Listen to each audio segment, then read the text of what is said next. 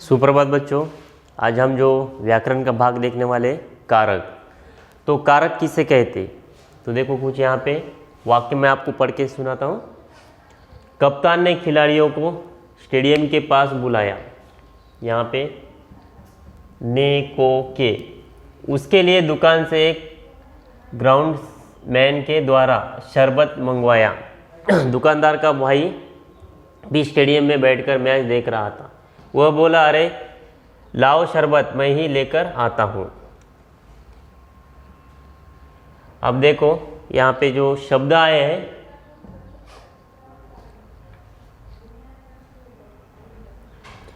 इन वाक्यों में देखो ने को से, के लिए के द्वारा, का, में, के और अरे जैसे शब्द आए हैं। तो इनका उपयोग वाक्यों को सार्थक बनाता है। इन शब्दों से वाक्य क्या बनते? सार्थक बनते। इनका उपयोग वाक्यों को सार्थक बनाना है और ये किसी विशेष अर्थ के लिए प्रयुक्त होते और ये किसी विशेष अर्थ के लिए प्रयुक्त होते। ये किसी विशेष अर्थ के लिए प्रयुक्त होते और ये शब्द संज्ञा या सर्वनाम का संबंध क्रिया के साथ प्रकट करते। देखो ये शब्द क्या करते? संज्ञा या सर्वनाम का संबंध क्रिया के साथ प्रकट करते हैं। अब देखो इसमें जो हम कारक जो है, अब इसकी परिभाषा देखो एक बार फिर। संज्ञा या सर्वनाम के जिस रूप से उनका संबंध क्रिया से जाना जाए उसे कारक कहते हैं। देखो कारक की परिभाषा क्या है? संज्ञा या सर्वनाम के जिस रूप से उनका संबंध क्रिया से जाना जाए उसे कारक कहते हैं। तो देखो अभी हिंदी भाषा में जो कारक है वो कुल मिला के कितने? 8 कारक हैं। हिंदी भाषा में 8 कारक है। इन 8 भेदों के लिए अलग अलग चिन्ह निर्धारित किए गए हैं और इनका जो चिन्ह होता है वो अलग अलग निर्धारित किया गया है। इन चिन्हों को विभक्ति चिन्ह या परसर्ग भी कहते हैं। इन चिन्हों को क्या कहते हैं? विभक्ति चिन्ह या परसर्ग। तो हम इस जो 8 भेद है इनको हम बारी बारी से देखेंगे। अब देखो यहाँ पे कुछ एक तख्ता दिया है, इसमें विभक्ति, कारक, विभक्ति चिन्ह और पहचान का तरीका और वाक्य में प्रयोग कैसे करने, इसमें जो आपको समझ में आएगा। देखो फिर कारक देखो, पहला है कर्ता कारक। इसका विभक्ति चिन्ह क्या आता है? ने। कर्ता कारक का विभक्ति चिन्ह ने आता है। और पहचान यानी उनको कैसे पहचानना है, इसका तरीका है किसने, कौन, हमें प्रश्न पूछना है। जैसे कि यहाँ पे उदाहरण दिया है, देखो कप्तान ने खिलाड़ियों को बुलाया। कप्तान ने खिलाड़ियों को बुलाया। विभा गीत गा रही है। विभा गीत गा रही है। कौन गा रही है? तो विभा। और किसने बुलाया? किसने यानी कप्तान ने बुलाया। आगे देखो कर्म कारक। कर्म कारक का विभक्ति चिन्ह है को।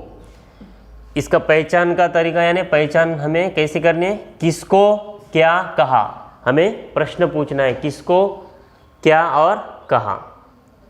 तो देखो माँ बच्चों को खाना खिला रही है। किसको खिला रही है? बच्चों को। दादी कहानी सुना रही है। दादी कहानी, कहानी किसको सुना रही है? दादी कहानी सुना रही है। कौन कहानी सुना रहा है? तो दादी सुना रही है। आगे देखो करण कारक, 3 नंबर है करण। करण कारक, इसका विभक्ति चिन्ह क्या आता है? से और के द्वारा। से और के द्वारा। अब इसका जो पहचान का तरीका है किससे, किसके द्वारा। किससे, किसके और द्वारा। देखो छात्र कलम से लिख रहा है। छात्र किससे लिख रहा है? कलम से।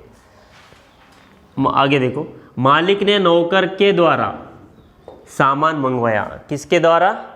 नौकर के द्वारा।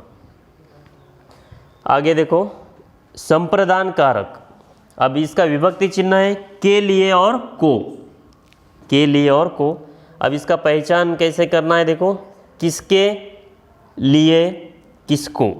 अब यहाँ पे उदाहरण है पिताजी भाई के लिए खिलौना लाए।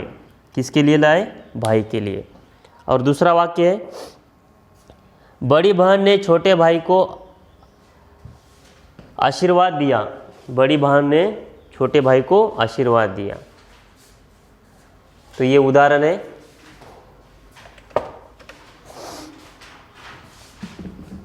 आगे देखो, किसको आशीर्वाद दिया? छोटे भाई को। 5वां है आपादान कारक, इसका विभक्ति चिन्ह है से यानी अलग होना, से यानी अलग होना। अब देखो यहाँ पे पहचान कैसे करनी है, तो कहाँ से अलग होना यानी कहाँ से हम पूछते हैं से। तो गंगा हिमालय से निकलती है, कहाँ से निकलती है? कहाँ से निकलती है? हिमालय से। तो इसका विभक्ति चिन्ह यहाँ पे आया है से, गंगा हिमालय से निकलती है। आगे का है संबंध कारक, इसका विभक्ति चिन्ह देखो, का, के, की, रा, रे, री। तो ये विभक्ति चिन्ह है। अब इसका जो पहचान का तरीका है, किसका, किसके और किसकी। तो देखो उदाहरण, मोहन का भाई सोहन है। मोहन का भाई, किसका भाई? मोहन का भाई सोहन है। मेरी बहन हर साल मुझे राखी बांधती है। यहाँ पे री आया है, मेरी बहन। तो ये विभक्ति और उसका विभक्ति चिन्ह कैसे पहचानना है, और इसका उदाहरण आपके सामने यहाँ दिया है। तो हम बारी बारी से देखने वाले। अब देखो 7वां है अधिकरण, इसका विभक्ति चिन्ह में और पर। पहचान का तरीका है किसमें, किस पर और कहाँ। पेड़ की शाखा पर चिड़िया बैठी है। कहाँ बैठी है? पेड़ की शाखा पर। मेरे कपड़े एंटजी में है। अब देखो मेरे कपड़े कहाँ पे? एंटजी में है। तो मैं यहाँ पे विभक्ति चिन्ह है और यहाँ पे पर। 8वां है संबोधन कारक, इसका विभक्ति है और अरे, जो हम विस्मयादिबोधक कहते हैं, उद्गारवाचक चिन्ह है अरे। यहाँ पे चिन्ह भी दिया है, ये चिन्ह ऐसा होता है, हे प्रभु मेरी सहायता करो। अरे तुमने शीशा तोड़ दिया। जैसे कि इसमें हर्ष, घृणा, विस्मय, दुख, तो ये सब आते हैं। तो ये हो गए 8 विभक्ति कारक और इसका विभक्ति चिन्ह। तो फिर से हम एक बारी बारी से देखने वाले हैं। देखो कर्ता कारक, इसका विभक्ति चिन्ह नहीं है। इसकी परिभाषा देखो, कर्ता कारक शब्द के जिस रूप से कार्य करने वाले का बोध होता है उसे कर्ता कारक कहते हैं। कर्ता कारक का परिभाषा क्या है? शब्द के जिस रूप से कार्य करने वाले का बोध होता है उसे कर्ता कारक कहते हैं, जो कर्ता यानी कार्य करने वाला है। जैसे कि कोच ने खिलाड़ियों को खेलना सिखाया। इसका विभक्ति चिन्ह क्या है? ने है। इसमें कर्ता कौन है? कोच। कोच क्या है? कर्ता है और विभक्ति चिन्ह ने। कोच ने खिलाड़ियों को खेलना सिखाया। अब देखो शिक्षक ने छात्रों को पढ़ाया। किसने पढ़ाया? शिक्षक ने। राजा ने मंत्री को बुलाया। यहाँ पे कर्ता है, सोहन पढ़ रहा है। तो यहाँ पे कर्ता आने के बाद ये कर्ता कारक है, यानी यहाँ पे कर्ता कौन है? सोहन है। तो ये सोहन पढ़ रहा है।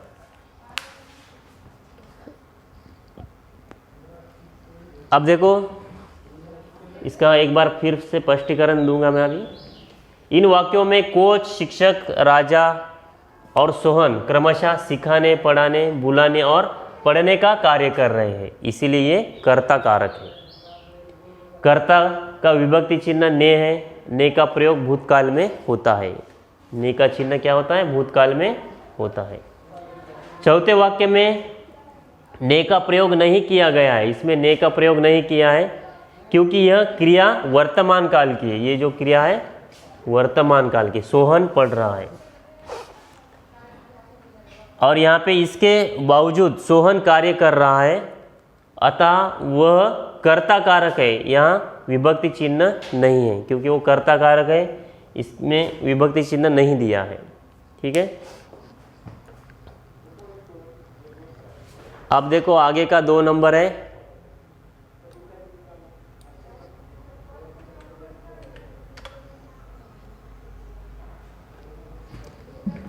कर्म कारक किसे कहते हैं? कर्म कारक की परिभाषा देखो।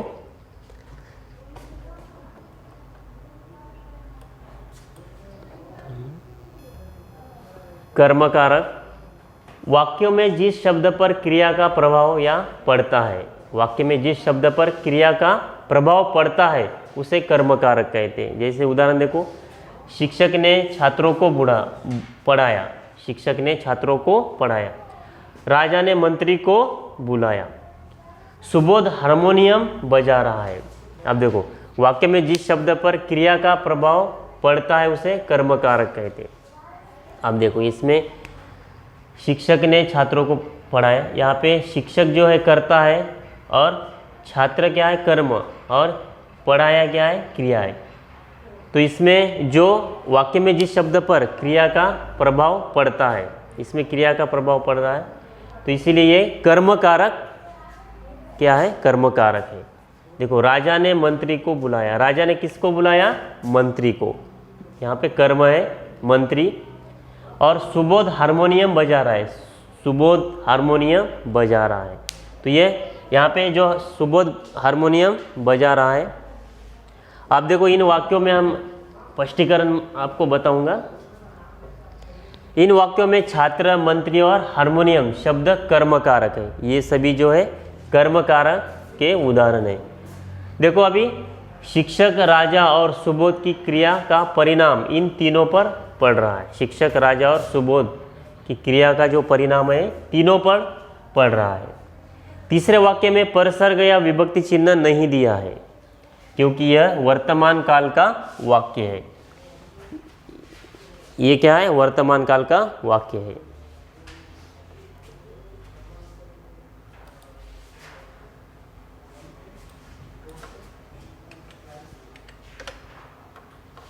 अब देखो आगे,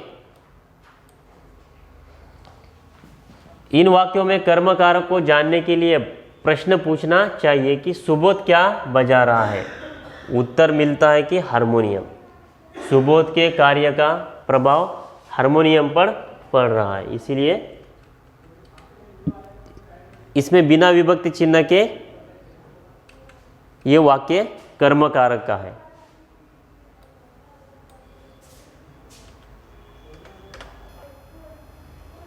तो देखो, इसमें विभक्ति चिन्ह का उपयोग नहीं किया है क्योंकि आता हारमोनियम बिना विभक्ति के चिन्ह के भी कर्मकारक है।